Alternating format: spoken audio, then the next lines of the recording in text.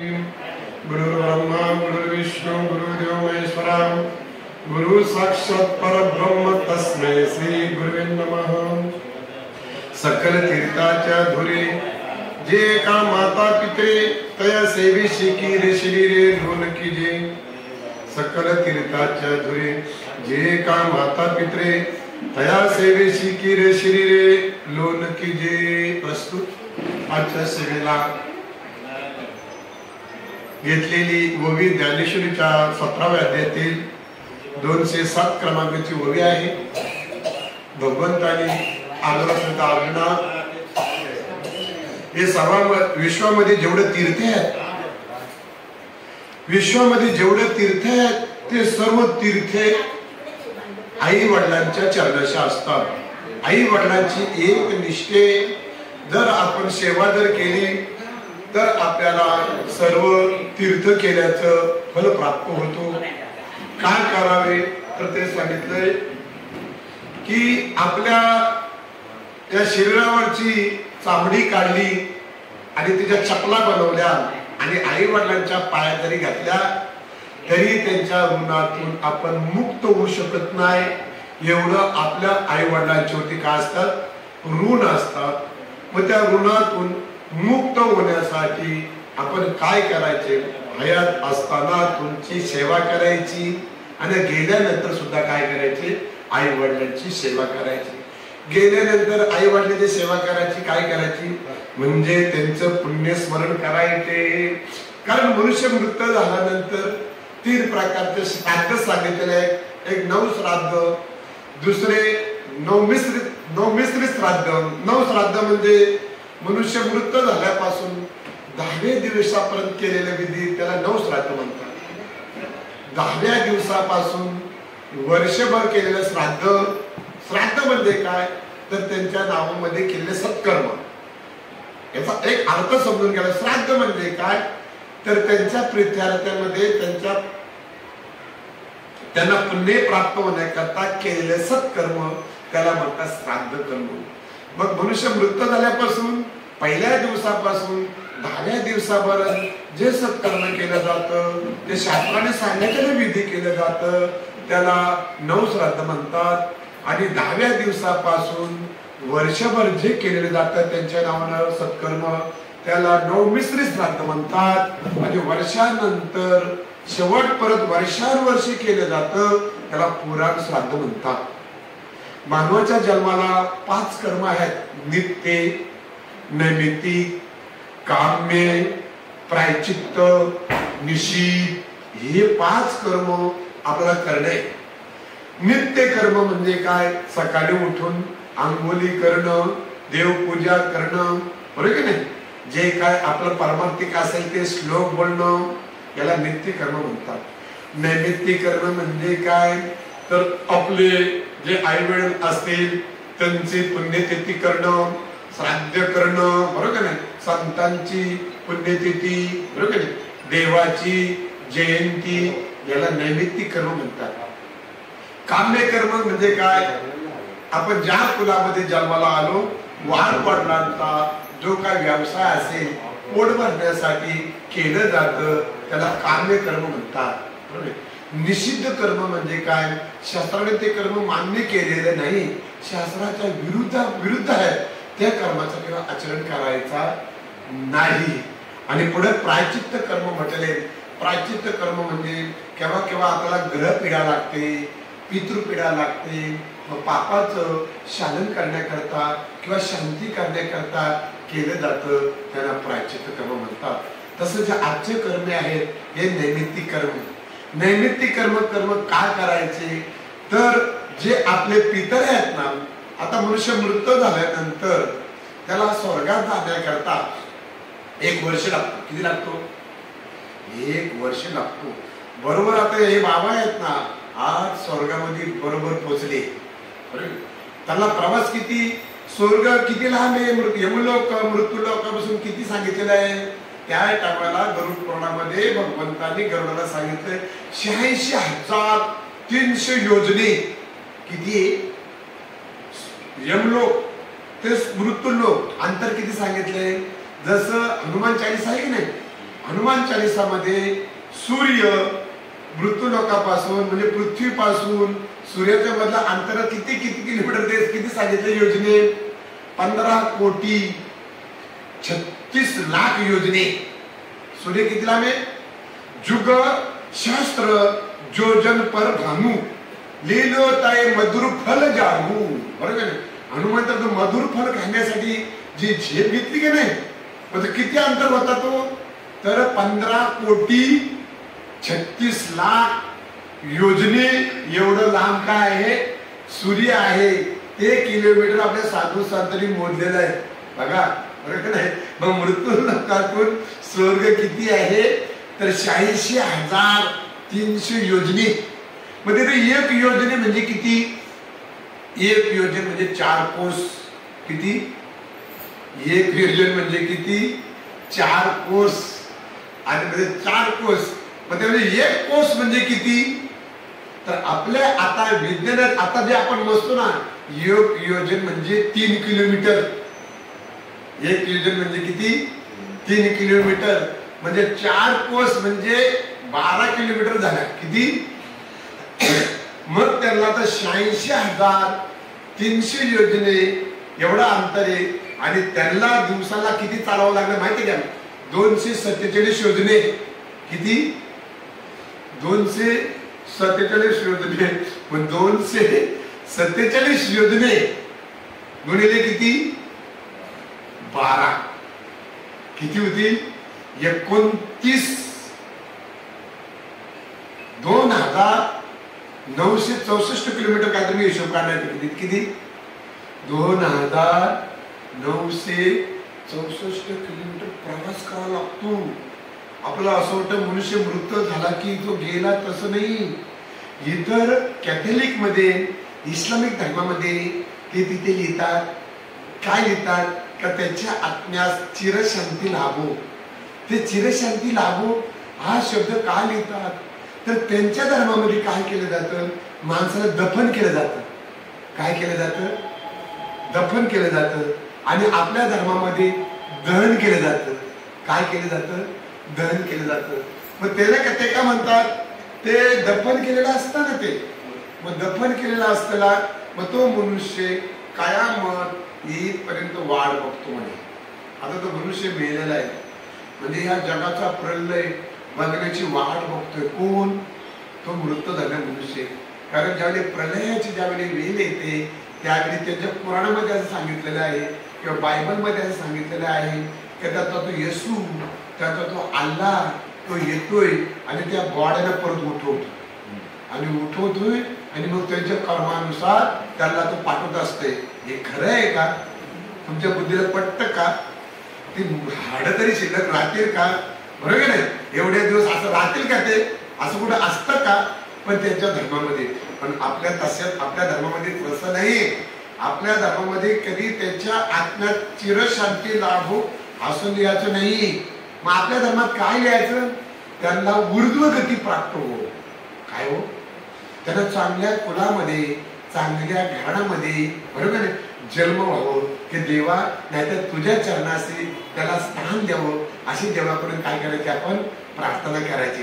कारण पुनर्जन्म आपल्या धर्माने मान्य केलेला आहे. पुनर्जन्म आहे की नाही? पुनर्जन्म आपल्या धर्माने काय केलेलं आहे? मान्य केलेलं आहे. मग जसं कर्म केले असेल तसं त्या जीवाला नवीन देह काय करत असतो? प्राप्त होत असतो. कारण त्याच्या गीतेमध्ये असं सांगितलेलं आहे की आत्मा हा मरत नाही. आत्मा हा अमर आहे. आत्म्यावरती या विश्वातली कोणती वस्तू आघात करू शकत नाही. आत्म्याला अग्नी दालू शकत नाही. आत्म्याला शस्त्र कापू शकत नाही. या आत्म्याला पाणी बुडवू शकत नाही. या आत्म्याला वारा सुकवू शकत नाही असं गीतेमध्ये भगवंताने सांगितले. काय म्हणतात भगवंत? नैनम छंदांती शस्त्राणी. काय म्हणतात? नैनम छंदांती शस्त्राणी म्हणजे शस्त्र त्याला कापू शकत नाही. नैनम पवती दहका म्हणजे त्याला अग्नी दालू शकत न. चैनम क्लेदित्यपो न शशुत मरुता, म्हणजे मरुता म्हणजे वारा त्याला सुकवू शकत नाही. मग काय करतो तो आत्मा? पाप पुण्याचा हिशोब देण्याकरता त्याला स्वर्गात जावं लागतं. काय करावं लागतो आपण जीवनामध्ये? कारण का पाप आणि पुण्य फक्त ह्याच नरदेहामध्ये होतात. पशु पक्ष्यांना पाप सुद्धा होत नाही आणि त्यांना पुण्य सुद्धा लागत नाही. फक्त पाप पुण्य पिकवण्याची ही उत्तम शेती, असं भगवान परमात्म्याने गीतेच्या 13वा अध्याय क्षत्रज्ञ विभाग योग या अध्यायामध्ये आज सांगितले. आणि वाहतेने भौतुके पाप पुण्य येते पिके, म्हणून आम्ही कौतुके क्षत्र म्हणून. तर क्षत्र म्हणजे काय? तर शेत. बरोबर. क्षेत्र म्हणजे काय? शेत. आणि क्षत्रज्ञ म्हणजे काय? तर शेतकरी. क्षेत्रज्ञ म्हणजे काय? शेतकरी. तर हा शरीर हा शेत आहे, ही शेती. हे शरीर काय?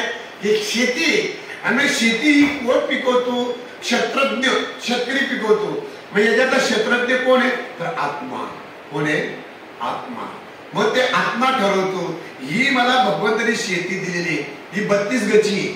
आपली स्वतःची आहे का? 32 गची जमीन तुम्हाला माहित आहे का?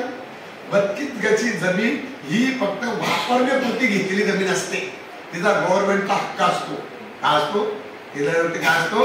गव्हर्नमेंटची जमीन. आपण ती पिकवण्याकरता घेतलेली असते. तिला 32 गची जमीन म्हणतात. तसं ह्या जीव आत्म्याने चांगलं कर्म करण्याकरता किंवा पाप पुण्य पिकवण्याकरता ही पंचतत्वाकडून ही उसने घेतलेली आहे. कशी?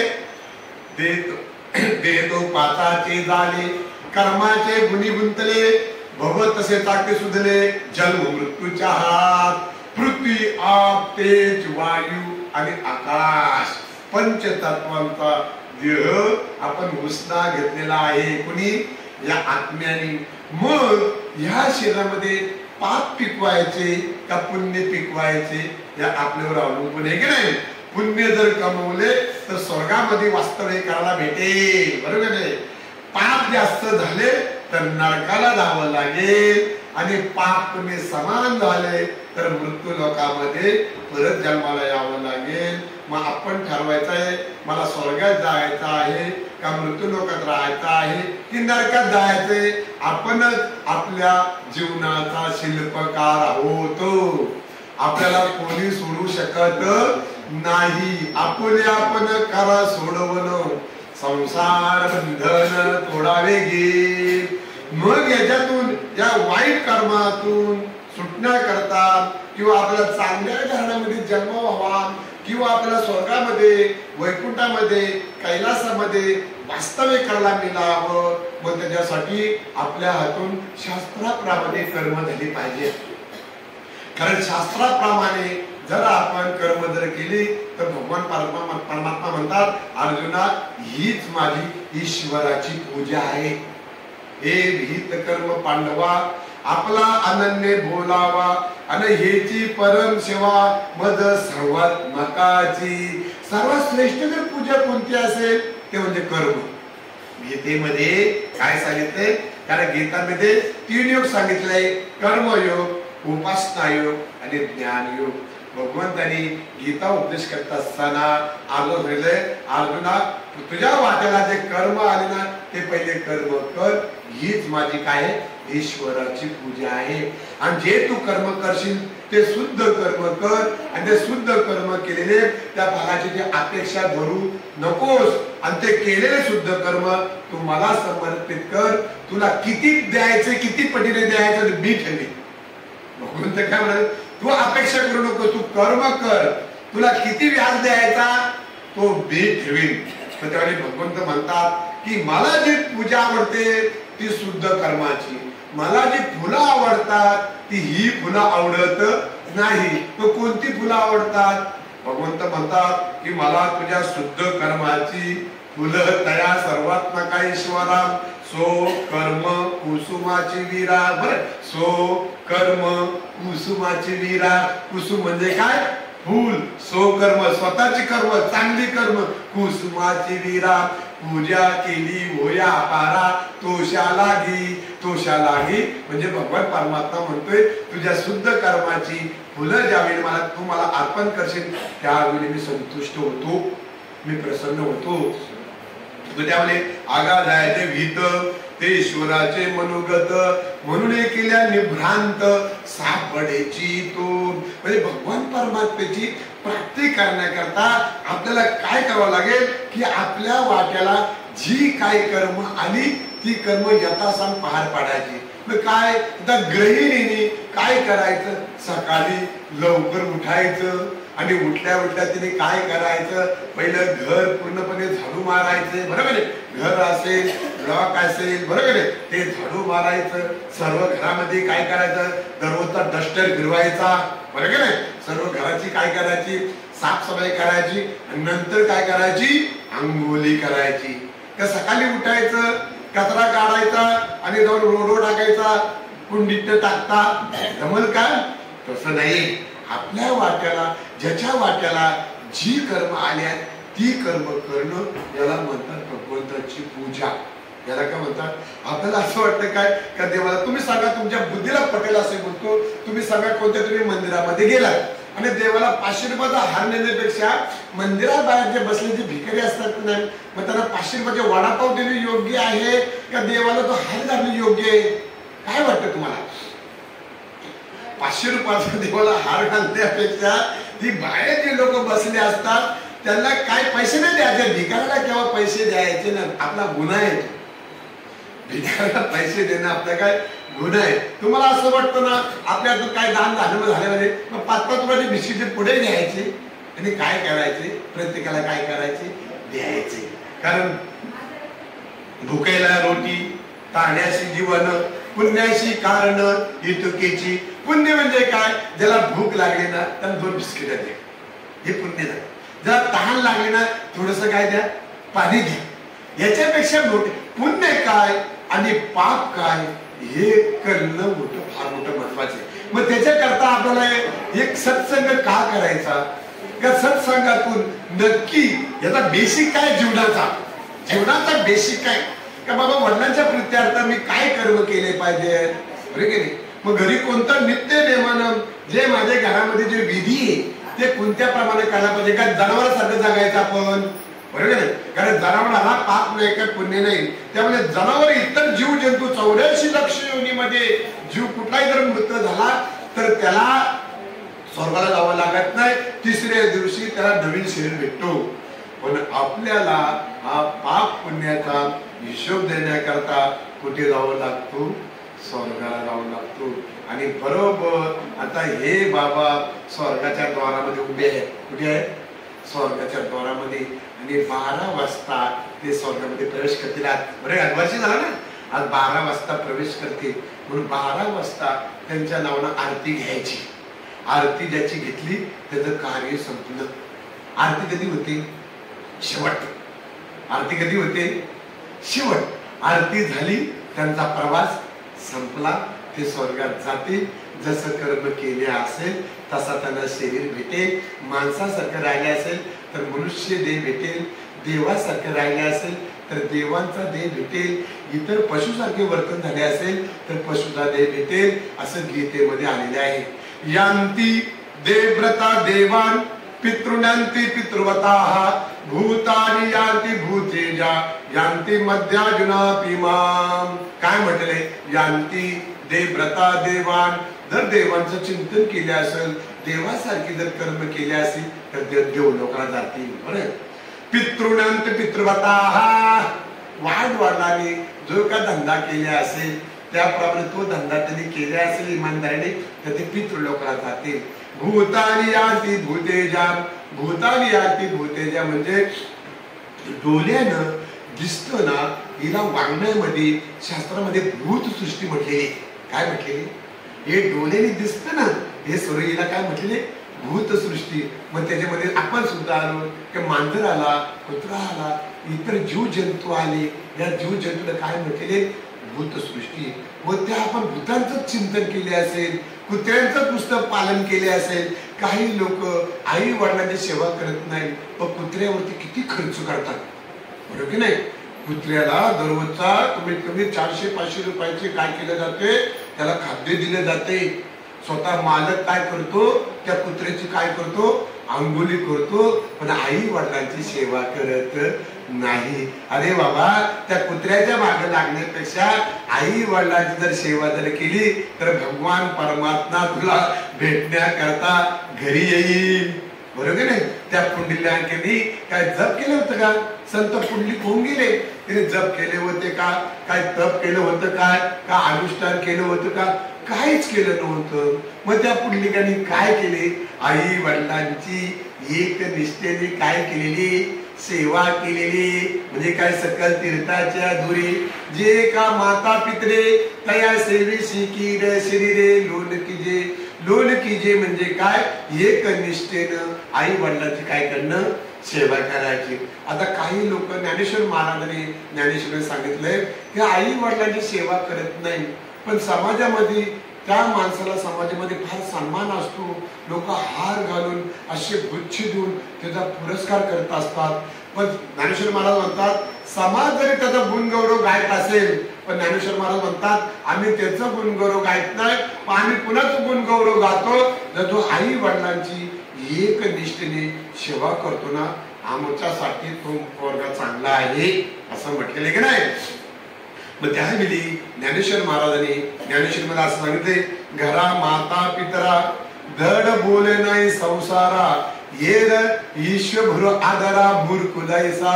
ज्ञानेश्वर महाराज म्हणतात आई वडिलांची सेवा न करता जो कोण सेवा न करत ना, आमच्या दृष्टीने तो मनुष्य मूर्ख आहे. काय? ज्ञानेश्वर महाराज तो आम्हाला मान्य नाही. त्याने आई वडिलांची सेवा करायला पाहिजे, कारण त्या पुंडलिकाने आई वडिलांची एकनिष्ठ सेवा केली म्हणून भगवान परमात्मा पुंडलिकाला भेटण्याकरता कुठे आलेला आहे? पंढरपूरला आलेला आहे. कुठे आलेला आहे? पंढरपूरला आलेला आहे. आणि पंढरपूरला भगवान परमात्मा तिथे आल्यानंतर पुंडलिकाला म्हणतो, अरे पुंडलिका, मी तुला दर्शन देण्याकरता गोकुळावरून द्वारकेवरून मी ते आलेलो आहे. तेव्हा पुंडलिक म्हणतोय, हे भगवंता, आई वडिलांची जोपर्यंत सेवा पूर्ण होत नाही तोपर्यंत मी तुझं दर्शन घेणार नाही. कोण बोलला?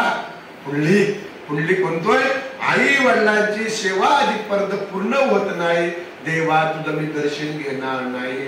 मग भगवान परमात्मा म्हणले, मी पुंडलिका कुठे उभा राहू तोपर्यंत?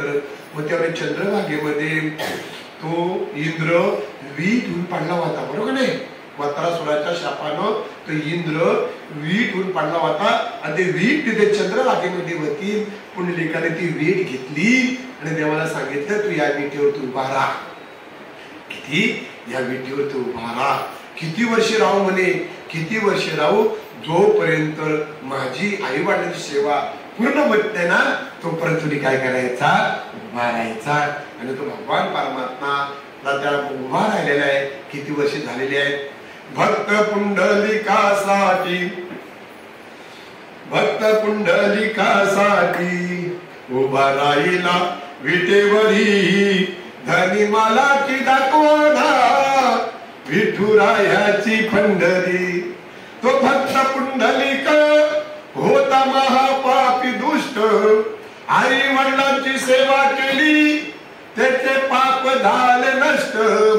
भक्ती देखून भक्ताला, भक्ती देखून भक्ताला आला भेटाला श्री हरी, धनी मला की दाखवाना विठुरायाची पंढरी. तो भगवान परमात्मा कोणाला भेटायला आला?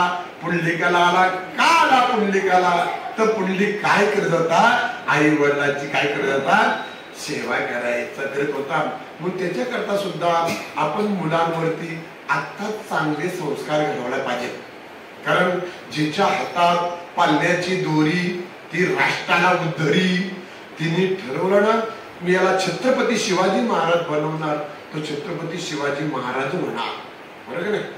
तिने ठरवलं मी याला ग्रामसेवक बनवणार, तो ग्रामसेवकच होणार. तिने ठरवलं मी याला लाजन बनवणार, तो लाजनच होणार. कोणावरती अवलंबून असते? आईवरती. बरोबर. छत्रपती शिवाजी महाराजांना घडवाचं काम कोणी केलेले? जिजाऊने केलेलं आहे. कारण छत्रपती शिवाजी महाराज ज्यावेळी जिजाईच्या उदरामध्ये होते त्यावेळी जिजाईने रामायण, महाभारत असे ग्रंथ काय केले? पारायण केले, वाचन केले. बरोबर आहे. आई जगदंबे समोर तसे साकडे घातले गेले.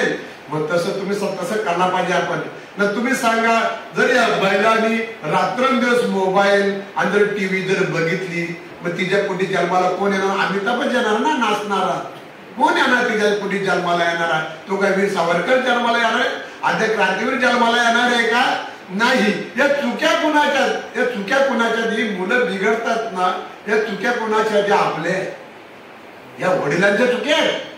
आपण त्या मुलाला तेव्हा जेवढा मारायचा तेव्हाच मारायचा, पुढे तुम्हाला हात लावता येणार नाही.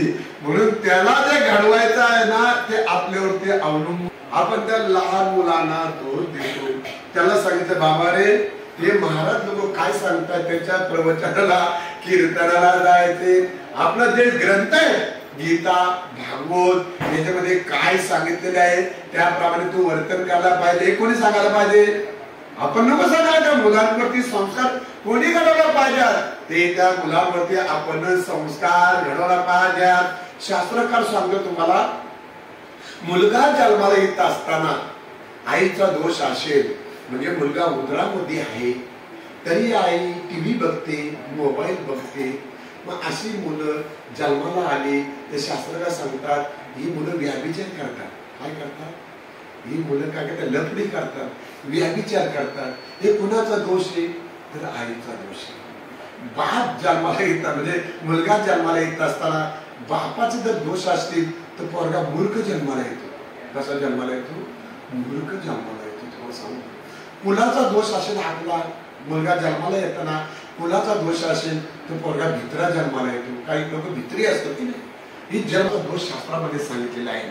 आणि पोरगा जन्माला आल्यानंतर त्याचा जर दोष, कर्माचा दोष असेल तर पोरगा दरिद्री जन्माला येतो.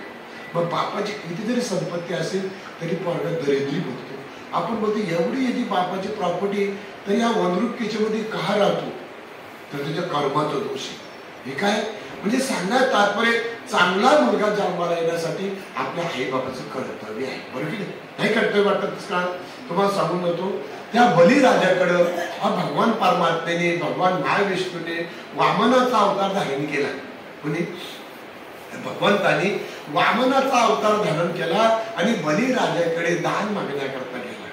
दान मागण्याकरता गेल्यानंतर बली फार उदार होता. बलिराजा फार उदार होता. दान मागण्याकरता ब्राह्मणाचं बट्टू अवतार धारण केलं भगवंतानी आणि दान मागण्याकरता गेला. पण तिथे आई होती समोर बलिराजाची. बलिराजाच्या आईकडे बघितलं देवाला भीती वाटली. काय भीती वाटली? तरी पतिव्रता आहे, हिने जर मला शाप दिला तर मला भोगावं लागेल.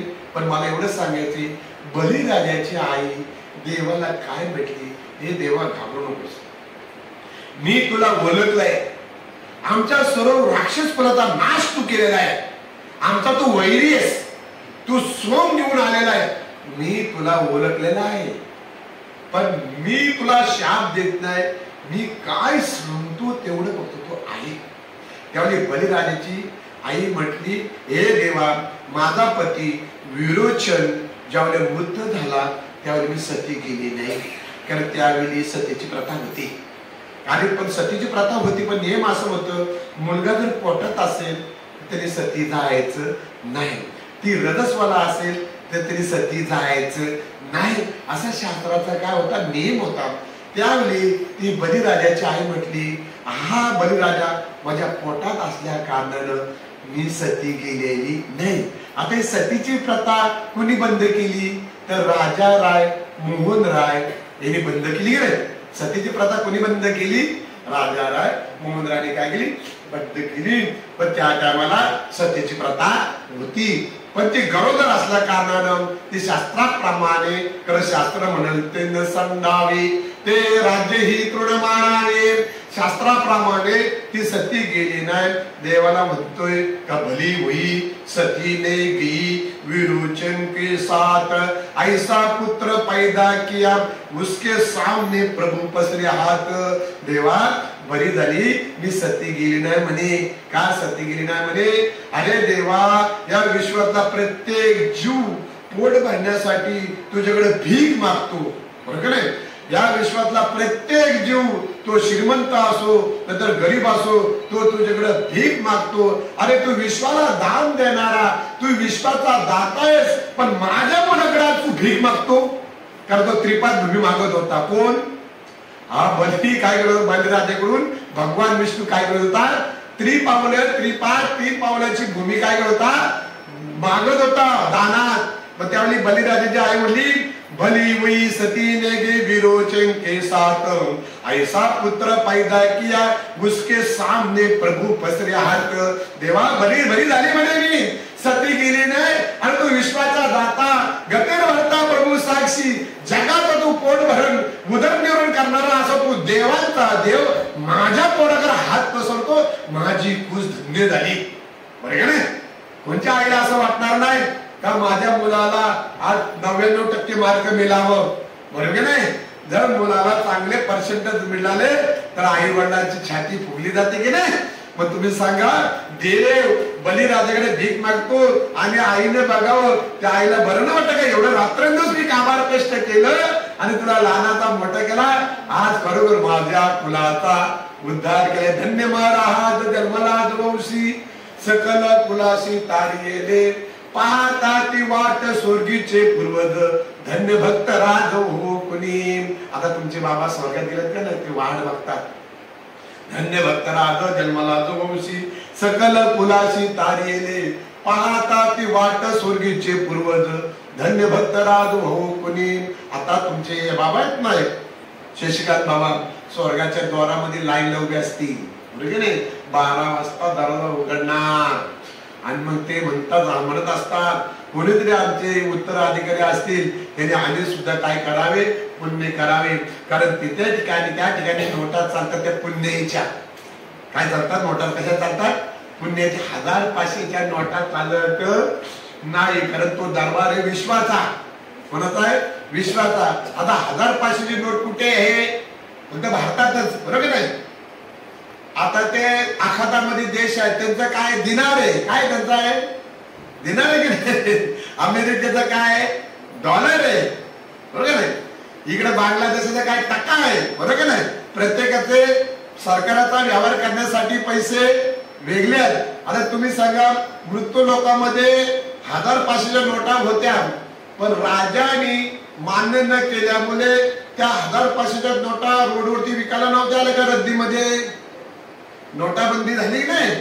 मग नोटाबंदी झाली त्या गव्हर्नमेंटने 3 महिन्याचा कालावधी दिला होता की नाही? पण ज्यांच्या नोटा शिल्लक राहिल्या त्या रोडवरती फेकून दिल्या.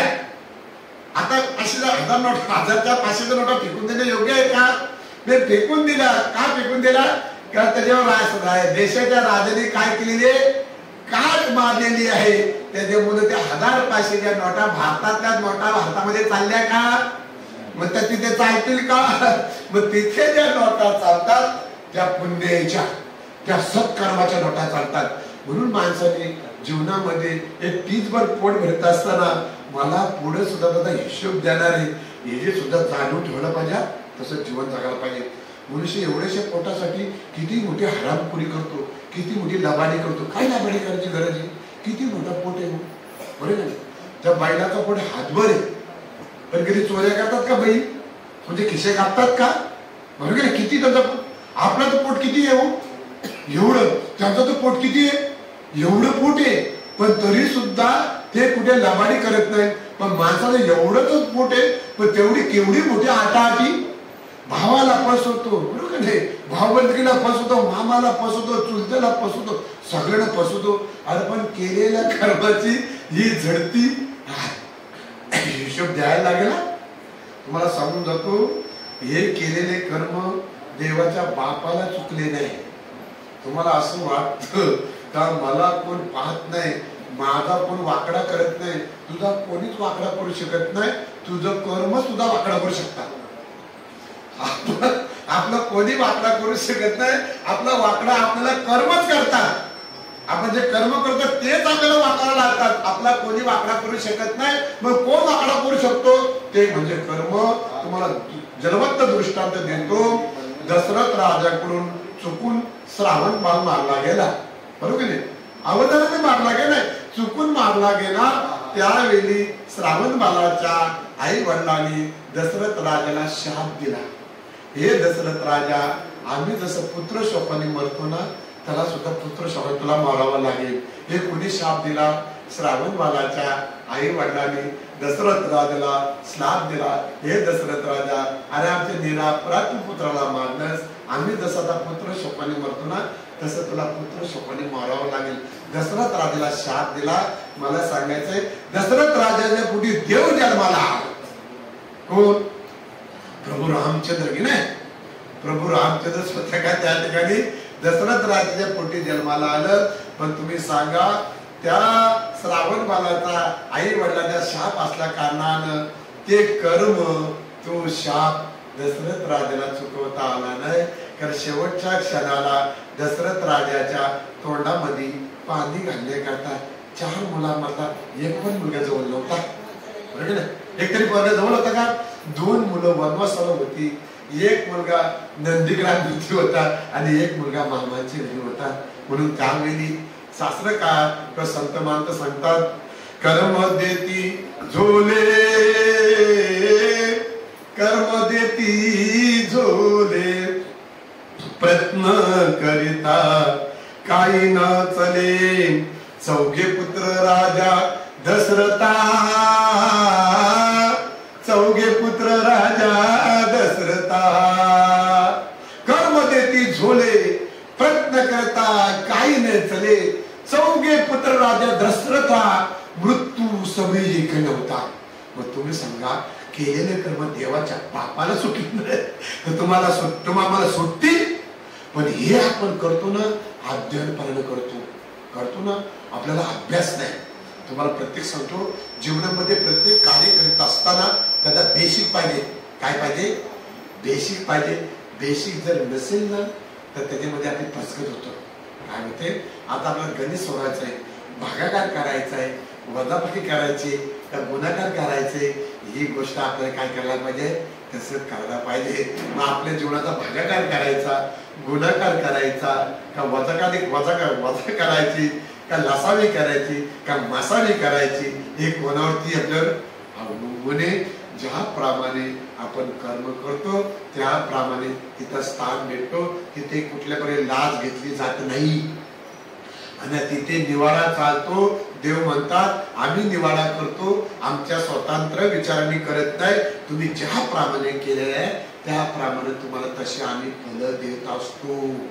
ज्यावेळी कर्ण मारला गेला अर्जुनाच्या हातून आणि स्वर्गामध्ये गेला, पण कर्ण हा पुण्यात्मा होता, कारण तो सूर्यपुत्र होता.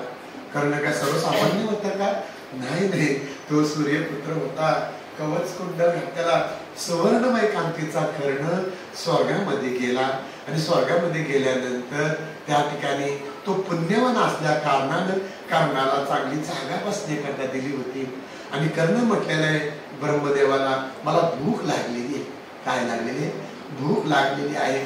त्यावेळी कर्णाला सोन्याचा भात, सोन्याची भाजी, सोन्याचा पापड, सोन्याचा लोणचा, सोन्याची जिलेबी, सगळा सोन्याचा जेवण कर्णाला दिला. आणि कर्णासमोर तो ताट वाढला. कर्ण म्हणाला, हे सर्व सोन्याचं आहे. हे कसंच आहे? सोन्याचं मी खाणार कसं काय? ते काय?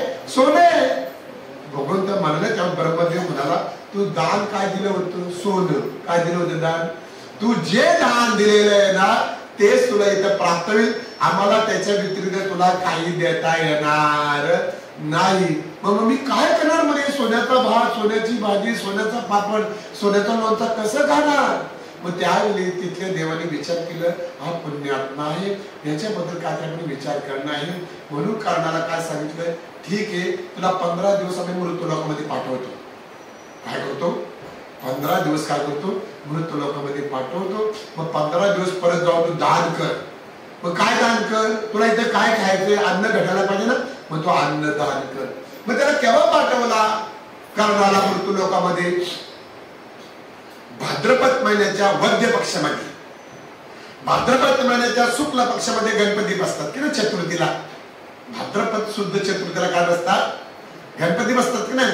पण भाद्रपद वद्य पक्षामध्ये जी प्रतिपदा येते त्याला काय म्हणतात? पितृपक्ष. माहिती तुम्हाला? आहे माहिती ना? भाद्रपद महिना पहिले जे संपले, नंतर जे शुक्ल पक्ष एकदा संपला की वद्य पक्षाची प्रतिपदा येते ना, वद्य पक्षाची प्रतिपदा पासून ते अमावस्यापर्यंत या 15 दिवसाला आपण काय म्हणतो? पितृपक्ष म्हणतो की नाही. मग 15 दिवस ते वद्य पक्षाच्या प्रतिपदेपासून तर अमावस्यापर्यंत त्याला मृत्यू लोकामध्ये पाठवला. काय केला? मृत्यू लोकामध्ये पाठवला. मृत्यू लोकामध्ये पाठवल्यामुळे स्वर्गातून जो मनुष्य आला तो पितरच, त्याला काय म्हणतात? पितर म्हणतात. म्हणून त्या 15 दिवसाला नाव काय पडलं? पितर पडलं. म्हणून आपण काय करायचं? त्या 15 दिवसामध्ये काय करायचं? पितरांच्या प्रीत्यार्थ सत्कर्म करायचं. सत्कर्म करायचं म्हणजे काय? दान धर्म करायचे. सत्कर्म म्हणजे काय? दान धर्म. त्यात म्हणजे श्राद्ध कर्म. कशासाठी? ते आपले पितर जिथे असतील त्यांना ते काय होत असतं? ते प्राप्त होत असतो. तुम्हाला तेवढं जर नाही जमलं तर सर्व पितरी अमावस्या येते. आपल्या संस्कृतीमध्ये जे सण आहेत त्याच्यामध्ये फार मोठा इतिहास आहे, बरोबर नाही. मग त्या दिवशी 15 दिवस ते दान केलं आणि तो अमावस्याला काय केला? 15 दिवसांनी निघून गेला. मग सर्वसामान्य लोकांना हे काय ज्ञात आहे का? माहित आहे का? नसलं माहिती तर कथा कीर्तनाबद्दल श्रवण करायचं असतं. मग त्या दिवशी काय करायचं? तुम्हाला 15 दिवस जर दान धर्म करता जर आले नाही तर आपल्याला साधू संतांनी ऋषी मुनीने एक विधी दिलेले आहे, ते म्हणजे सर्वपित्री अमावस्या. काय दिलेले? सर्वपित्री अमावस्या. त्याला आपल्या भाषेमध्ये काय म्हणतो आपण? काव काव. काय म्हणतो आपण? खेडवर भाषेमध्ये काय म्हणतो आपण? काव काव. म्हणजे कमीत कमी त्या दिवशी आपण काय करायचं? काव काव करायचे. पण आता शिकलेल्या परत पण लाज वाटते. लाज वाटते ना? करता का तुम्ही? काव काव करता का? मला वाटत करायचा असं नाही. आपली जी काही संस्कृती आहे ती आपण पाळायची. नको का पाळायला? तुम्ही सांगा, पंजाबवरून इथे पंजाबी आले. कोण आले? पंजाबवरून पंजाबी आले. गुजरातवरून गुजराती आले. कर्नाटकावरून कर्नाटकी आले. महाराष्ट्रामध्ये सर्व लोक आली का ना? आली. पण ते आल्यानंतर त्या लोकांनी आपली वेशभूषा घातली का? त्यांच्या महिला कधी नऊवारी साड्या लावलेल्या बघितल्या का? पंजाबी महिलांनी कधी नऊवारी साड्या लावली बघितली? पण महाराष्ट्रीयन महिला पंजाबी ड्रेस घालायला नाही बघितलं? तुम्ही नाही बघितलं? महिला पंजाबी ड्रेस घालत का? बरोबर का नाही? आपल्या महिला त्यांचे कपडे घालायचे गरज का नाही? हे पंजाबी ड्रेस आणले कुणी?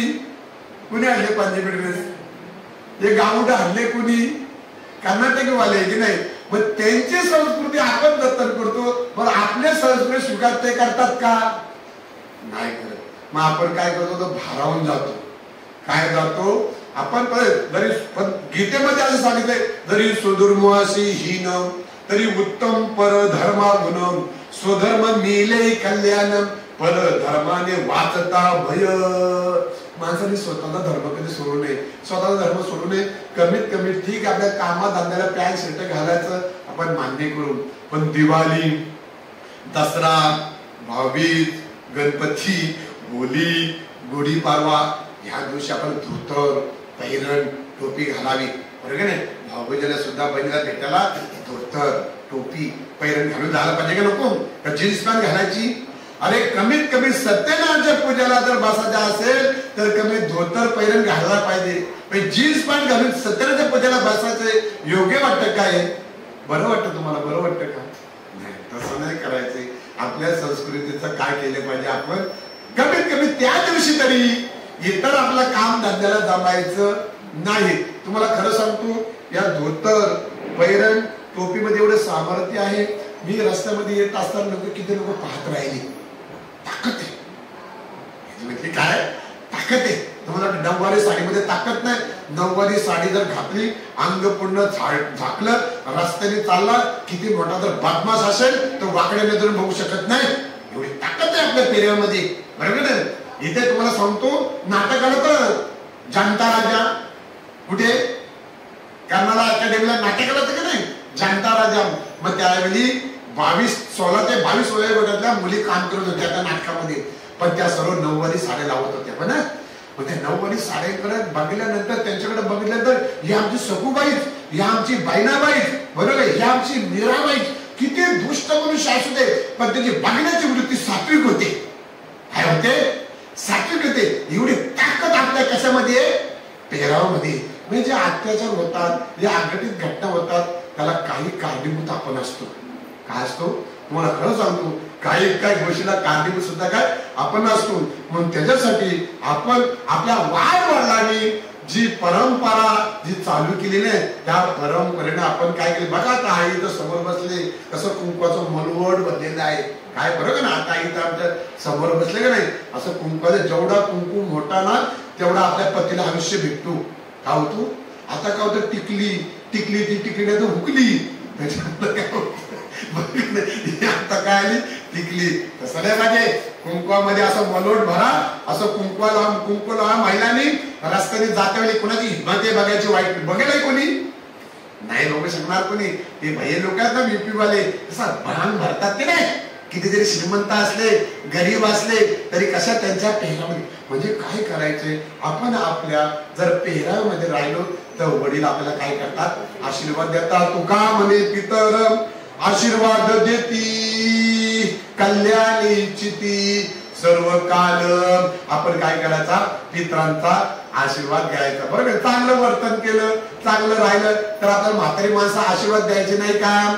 सहज आपण वाहिलं लोक म्हणतात काय पोरगा वागतो, त्यांचा तलतलाट लागतो. म्हाताऱ्या लोकांचा ना लागत का? म्हातारे लोक बघतात आपल्याला, पण शेवटी त्यांचा तलतलाट लागतो. पोरं आमची सांगून काय करत नाही, ऐकत नाही. पण तसं नाही, काय करायचं? वाडवडिलांचं आपण ऐकायला पाहिजे. हयात असताना त्यांची सेवा करायची आणि मृत झाल्यानंतर त्यांच्या नावामध्ये असं श्राद्ध कर्म, पुण्यकर्म करायचं. पुण्यतिथी म्हणजे काय? तर याचा तुम्हाला अर्थ सांगतो. पुण्यतिथीचा अर्थ, पुण्य म्हणजे काय? आयुष्यभर केलेली भक्ती. काय म्हटले? आयुष्यभर काय? भक्ती. पण ती भक्ती फलद्रूप झाली पाहिजे. काय झाली पाहिजे? आपण कोणती वस्तू जर वृक्षरोपण केलं, त्या वृक्षाला जर फलं जर आली नाही तर आपल्याला बरं वाटतं का? नाही वाटत ना. काम धंद्यामध्ये आपल्याला काय जर प्रॉफिट झाला नाही, तो धंदा आपण करत राहू का? राहणार का? एक 6 महिने करू, वर्षभर करू, काहीच प्रॉफिट झाला नाही, आपण काय करणार? तोट्यात फरक होऊन जाणार आहे. तसं भक्ती करत असताना भक्ती सुद्धा काय झाली पाहिजे? फलद्रूप झाली पाहिजे. आणि भक्ती फलद्रूप म्हणजे काय? तर भक्तीला 2 मुलं सांगितलेले आहेत, ते म्हणजे ज्ञान आणि वैराग्य. काय पाहिजे? ज्ञान आणि वैराग्य. वैराग्य काय पाहिजे? तर आपल्याला विरक्ती यायला पाहिजे. दिवसेंदिवस आपले विषय काय करायला पाहिजेत? सुटायला पाहिजेत. काय करायला? सुटायला पाहिजेत. आणि माणसाला काय पाहिजे? ज्ञान पाहिजे. ज्ञान म्हणजे काय? आता आपल्याला असं वाटतं हे आम्ही येते ज्ञान आहे का? हे ज्ञान नाही.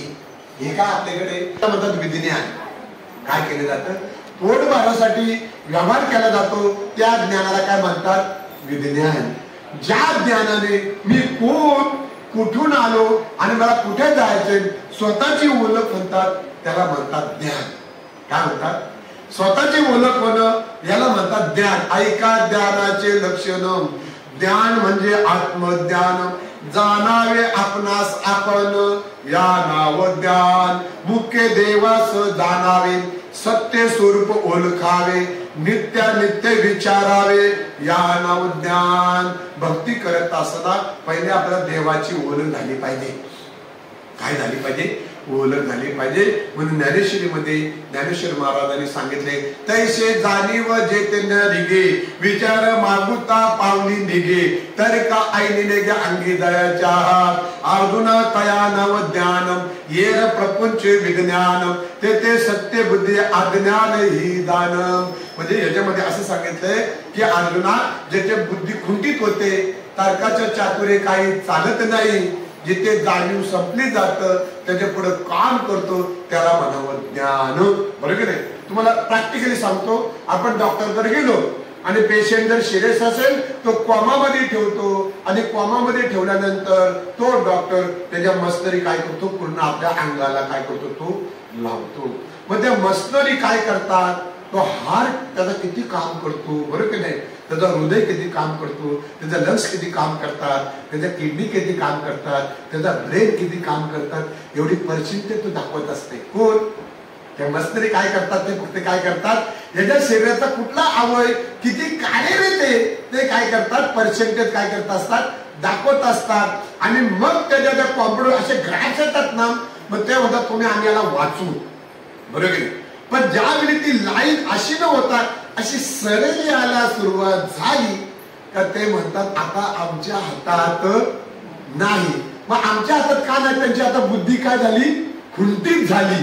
त्यांचा अभ्यास तो विज्ञान संपला, बरोबर नाही. त्यांचे जे तर्क होते ते तर्क सुद्धा उपचार काय केले, संपले. मग तो काम करतो आता आमच्या हातात नाही. मग ते म्हणजे कुणाच्या हातात आहे, ते देवाच्या हातात आहे. मग देव म्हणजे काय, तर त्याला म्हणतात ज्ञान, तोच ज्ञान देव, त्याला काय म्हणतात, तो ज्ञान. मग भगवंताने सांगितले अर्जुना डोळ्याने दिसत याला काय म्हणावं, विज्ञान म्हणावं. डोळ्याने दिसत काय, याला विज्ञान म्हणावं. आणि डोळ्याने दिसत याला सत्य समजणं हे अज्ञान आहे. काय, डोळ्याने दिसत याला सत्य समजणं हे काय आपल्याला अज्ञान समजावं. कारण का, हे डोळ्याने दिसत हे सत्य समजतो म्हणून आपल्याला दुःख म्हणतात. पण हे सर्व खोटं आहे.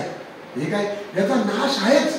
तुम्ही किती मोठी बिल्डिंग बांधा, 25 वर्षानंतर ती रिडेव्हलपमेंटला येणार का नाही. जगातली कोणती वस्तू जी निर्माण केलेली ना तिचा नाश आहे हा आहेच. हा सृष्टीचा नियम आहे. उपजते नासे नासिले पुनरुपी दिसे, हे घटिका यंत्र जैसे परिभ्रमिका. ज्याची उत्पत्ती आहे ना त्याचा नाश होणार. जो खात्यावर आला ना तो ताटीवर जाणार. ज्याचे 1200 झाले ना त्याचे 13वे होणारच.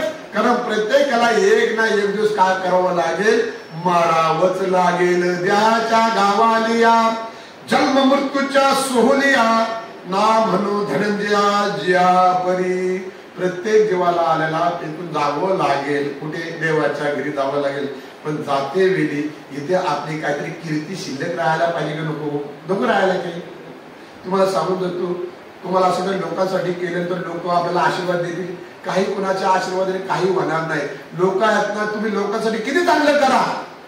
हयात असताना कोणी लोक चांगली म्हणत नाही, कुणाची कीर्ती गातात का नाही. माणसाची कीर्ती जिवंत असताना कोणीच कीर्ती गायली जात नाही. मग तो चांगला असू द्या नाही तर वाईट असू द्या, हयात असताना कोणी कुणाला चांगला म्हणत नाही. तुम्हाला प्रॅक्टिकली सांगतो, दारू पिणारा मनुष्य रात्र तो दारू पितो आणि तो जर मेला ना मग त्याच्या माहितावर गेली ना, मग गेले लोक काय म्हणतात, बिचारा दारू पित होता पण कोणाला वाईट बोलत नव्हता. पण जिवंत असताना कधी का सांगितले नाही तर दारू पिऊ नको म्हणून. म्हणून लोक असे असतात ना, जिवंत असताना कधी चांगलं म्हणणार नाही. किती मनुष्य नाकाला असू द्या, माहितावर त्याच्या गेले ना म्हणणार म्हणजे बिचारा मेला पण चांगला होता रे, एवढा काय एवढा वाईट नव्हता. पण गावात असताना चांगला का म्हटला नाही म्हटलं काय. लोकांना कधी म्हणा बाबा तो एकदम चांगला मनुष्य असं जर सर्व लोक जर म्हटले ना, मनुष्य विचार काय होतात, मला लोक चांगले, मला लोक चांगली म्हणतात, मग लोक चांगला वागायची सुरुवात करतो ना. प्रत्येक वेळेला आपण हा वाईट आहे, हा वाईट आहे, तो वाईट आहे, तो सर्व मला अशी बोलतात ना मग मी तसाच वागणार असं होतं की नाही. काय करायचं, आपण कुणाला काय करायचं, दोष द्यायचा नाही. पण म्हणजे समाजाच्या मागे जास्त लागायचं नाही. लोकांचं कसं काय, ऐसा हा लौकिक कदारा केवे नाम पतित पावन देवराया, संसार करता म्हणत्या दोषी टाकीता आळशी पोट पोसा. हा लौकिकाच्या आपल्याला कसाच राखता येणार नाही. कारण आता जी श्रीमंती आली ती कालांतराने पुढच्या पिढीला पैसे राहतील याची शाश्वती नाही. मग त्याच्यासाठी आपण ज्ञानाची प्राप्ती करायची. ज्ञान म्हणजे काय, स्वतःची स्वतःला ओळख करून घेणे. काय, या आत्मज्ञानानं मी कोण आहे, मला कुठे जायचे आणि माझं कार्य काय हे प्रणाली जाणून घ्यायची. पोटाचं एवढं काय विशेष आहे, किती पैसे लागतात पोटाला, बरे किती पैसे लागतात. आणि तुम्हाला माहिती आहे सिकंदर राजाने तर या विश्वात भारतावरती एवढं आक्रमण केलं. हिरे माणिक मोती एवढे त्यांनी असे ढिगारे होते त्याच्याकडं. पण सिकंदर राजाने शेवटी मर्तेवेळी सांगितलं की बाबा रे, या समाजाला तरी कळू द्या, मी एवढ्या लोकांची हत्या करून एवढी संपत्ती कमवली पण जाते विली, याच्यातली कवडी सुद्धा मला आता नेता येणार नाही. म्हणून सिकंदर राजाने आपल्या सैनिकाला सांगितलं, तिरडीवरती माझे हात ठेवा, पण ते हात असे बाहेर ठेवा, असे नका ठेवू, कारण लोकांना दिसू द्या खाली हात आया आहे और खाली हात जाएगा. म्हणजे मेल्यानंतर तुका म्हणे त्याची संपदा एवढी, सांगा ते कवडी गेली नाही. 1 मिनिटात सांगतो, माझी 2 मिनिट राहिली. तुम्ही लता दीदीची स्टेटमेंट वाचली का? लता दीदीची स्टेटमेंट बघितली? काय तिची स्टेटमेंट होती? ही लता दीदी म्हणतो मला स्वतःला जाण्याकरता सेपरेट विमान, तिच्या चपला ठेवण्यासाठी हजारो 100 असे किती चपलांचे जोड, तिच्या कितीतरी अशा भारी भारी साड्या, तिचं जेवण, कोणाचं? लता दीदीचं. किती प्रॉपर्टी होती. पण तिने तिची स्टेटमेंट सांगितली, शेवटच्या क्षणाला माझ्या अंगावरती फक्त ते याचं ड्रेस, हॉस्पिटलचा ड्रेस, आणि मी माझ्या एवढ्या भारी भारी गाड्या, पण मी ती सायकल आणती. कुठे सायकल ती? हा, व्हीलचेअर. ती व्हीलचेअरवर तुम्ही म्हणे मी, आणि माझ्या केवढ्या गाड्या भारी भारी, पण मी त्या बेडवरी होतो, कोणी मला भेटायला येत नव्हता. बरोबर नाही? माझं अन्न मी केवढा आहार उच्च कोटीचा खात होतो, तो आहार सुद्धा मी काय खात होतो. तिची स्टेटमेंट तिने फार मोठी चांगली दिली. कुणी? लता दीदी. खरोखर मोठ्यांचा मागो घेऊन जीवन जगावं. आपण ताकदीमध्ये कुणाला किती वाईट शब्द बोलतो, किती मध्ये उर्मीमध्ये राहतो, पण शेवटच्या क्षणाला अवस्था काय होते ही माणसाने काय करायला पाहिजे? जीवन व्यतीत करायला पाहिजे. म्हणून सकल तीर्थाच्या धुरे जे का माता पित्रे, तया सेवेशी कीर शरीरे लोन की जे पुंडलिकावर्त विठ्ठल श्री ज्ञानदेव तुकाराम पंढरीनाथ भगवान की जय, माऊली ज्ञानेश्वर महाराज की जय, श्री संत जगद्गुरु तुकाराम महाराज की जय. ठला विठला विठला विठला विठला विठल पुंडलिकावर्त विठ्ठल श्री ज्ञानदेव तुकाराम पंढरीनाथ भगवान की जय, माऊली ज्ञानेश्वर महाराज की जय, श्री संत जगद्गुरु तुकाराम महाराज की जय, स्वर्गीय सुखनिवासी शशिकांत बाबा महाराज की जय. देव भक्त मे चरण परतरपरिधी शर्कराखंड खाद्यानी दधिक्षिर घृतानी आहार भक्षमध्ये नैवेद्यम समर्पयामी. ब्रह्मार्पण ब्रह्माविरा ब्रह्माग्न ब्रह्मनोत्तम ब्रह्मवतेन गंतव्यम. ब्रह्मकर्म समाधीना. फिरवणार आहे ना? पाणी फिरवा, फिरवत चला. या तुमचं झालं.